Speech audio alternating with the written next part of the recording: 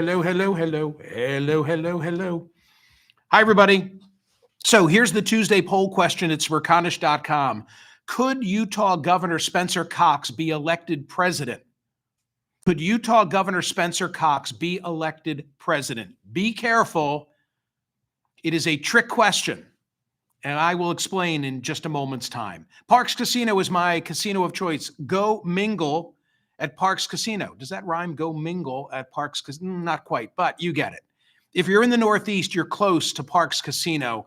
Central, northern New Jersey, New York, Connecticut, Delaware, Pennsylvania, of course. It's Pennsylvania's #1 casino. Thousands of hot slots, state-of-the-art sports book, beautiful poker room, the Liberty Bell Beer Garden, a collection of award-winning restaurants, and great entertainment. Australian Pink Floyd is this Saturday. This Friday is comedian Hannah Berner. The Revivalists are coming. Comedian Russell Peters. Kansas, yeah, Carry On My Wayward Son.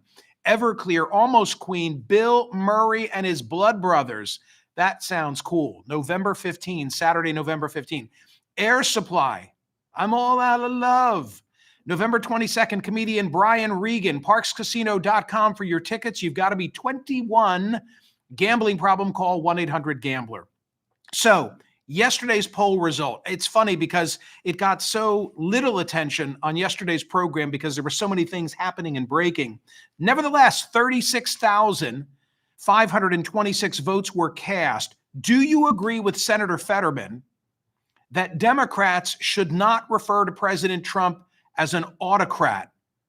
73.99, 74%, three-quarters said no, had the wrong answer.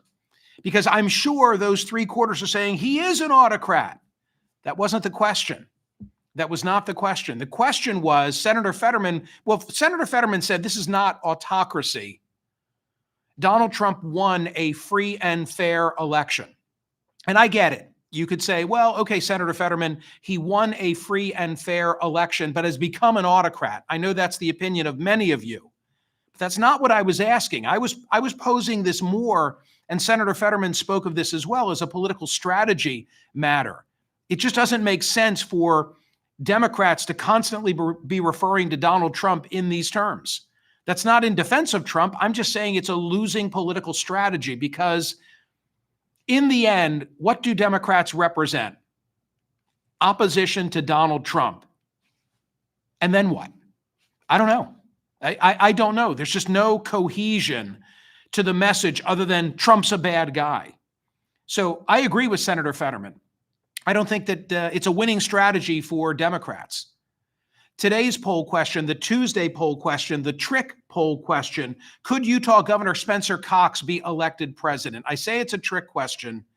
Yesterday on the program, McKay Coppins from The Atlantic was here because he wrote a profile of Spencer Cox. Spencer Cox, very much in the news because of the way in which he has distinguished himself in the aftermath of the assassination of Charlie Kirk.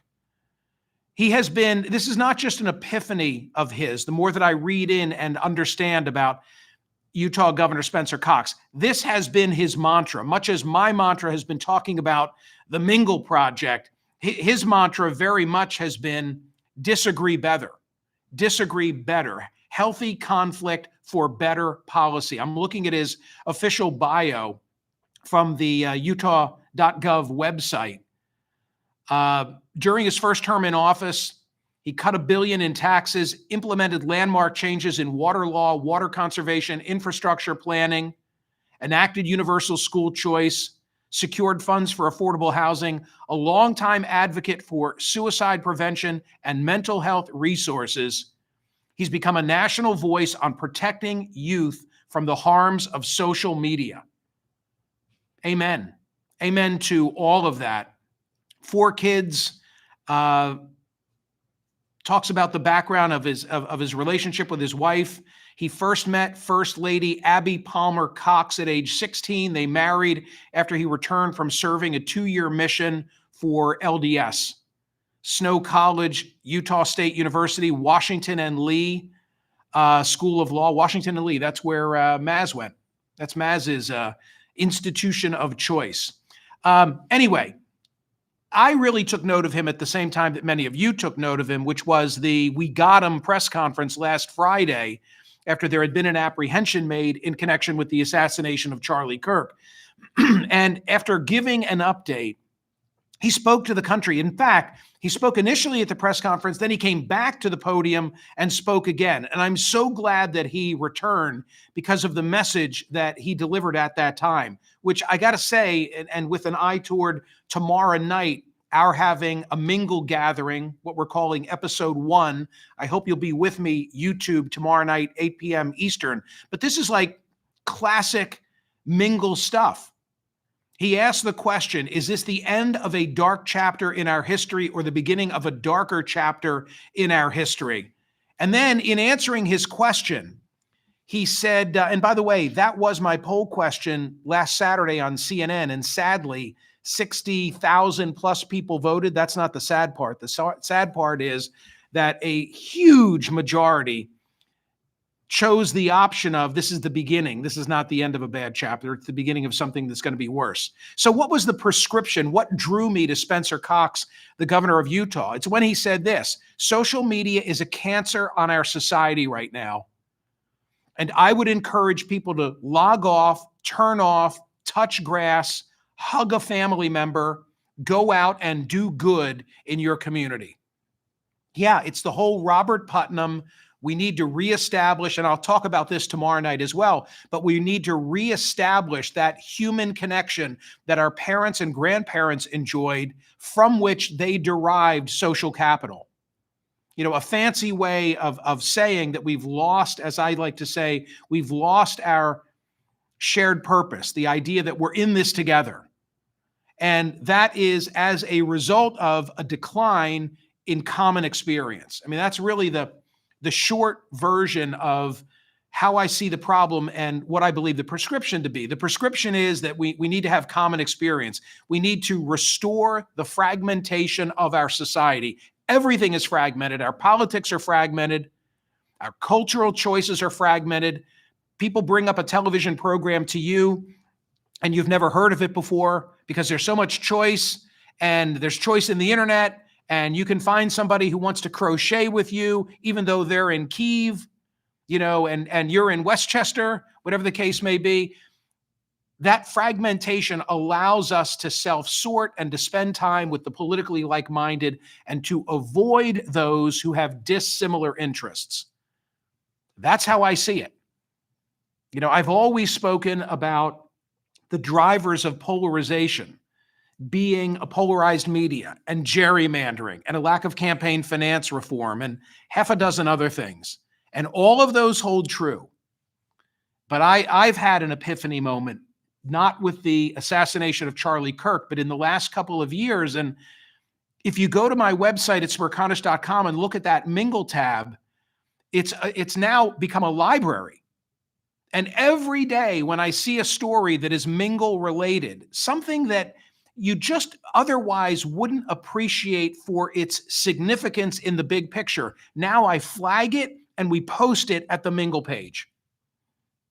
You know, one of the great examples is grocery checkout.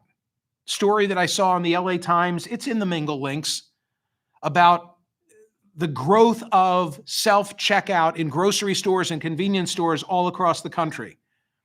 And you might say to yourself, Michael, what does that have to do with political discourse and polarization and the assassination of Charlie Kirk and the rise of violence? Just a little piece of the puzzle. But we lose the human connection of engaging in small talk with the cashier when everything is automated. You know, it might not occur to you.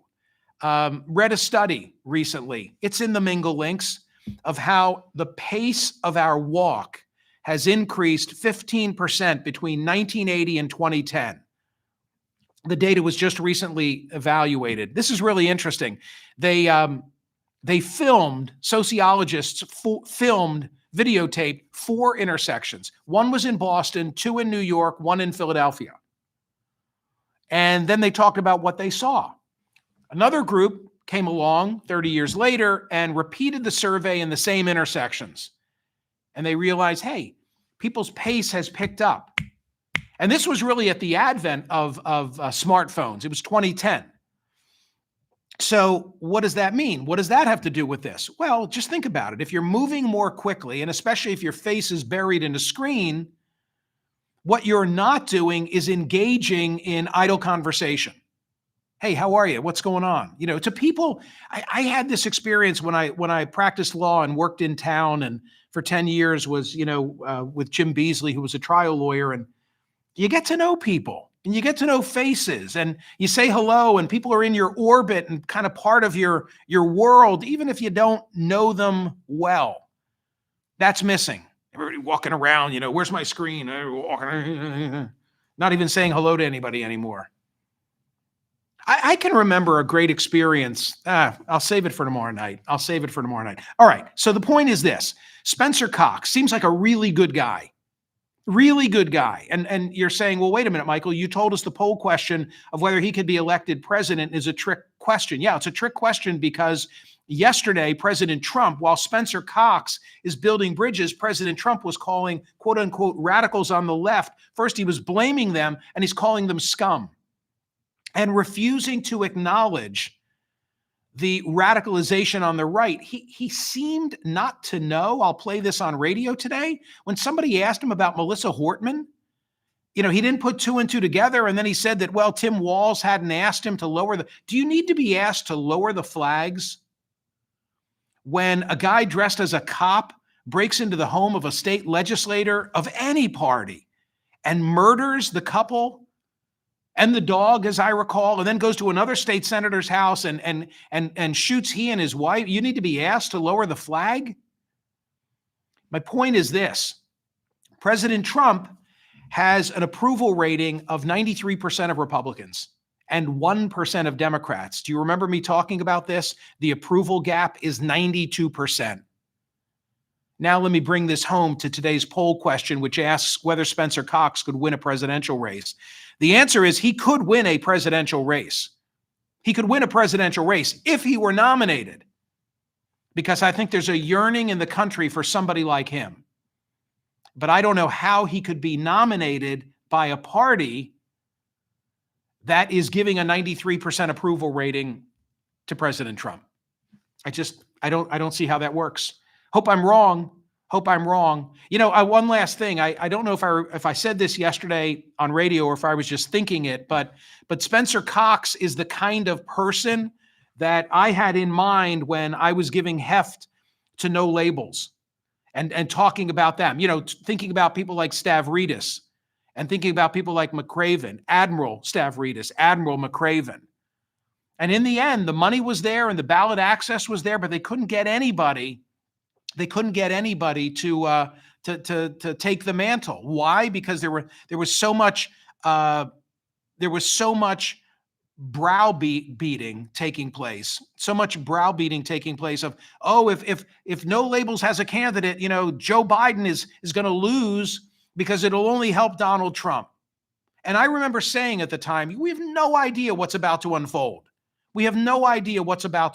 Let's let this play out.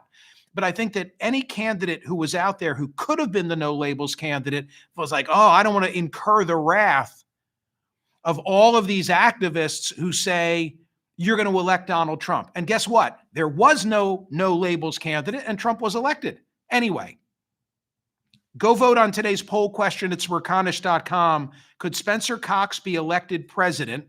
And please plan to join me tomorrow night, 8 p.m. on YouTube. It's not just me. This has taken on a new life now. We are billing this as Mingle with Michael and special guests, and we are calling this Mingle Episode 1. Will there be a Mingle Episode 2? That depends how Mingle Episode 1 turns out. But I'm excited, and never has the need for this kind of discourse been greater than now. So tomorrow night, 8 p.m., right here. And thank you if you're listening, but you ought to be watching on YouTube. Have a great day.